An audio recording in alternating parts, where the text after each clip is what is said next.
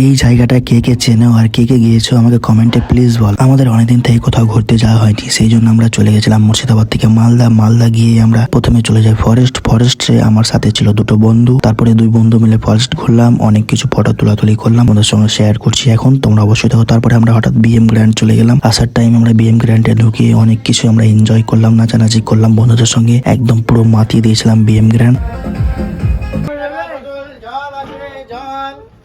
पानी पानी बोतल ठंडा पानी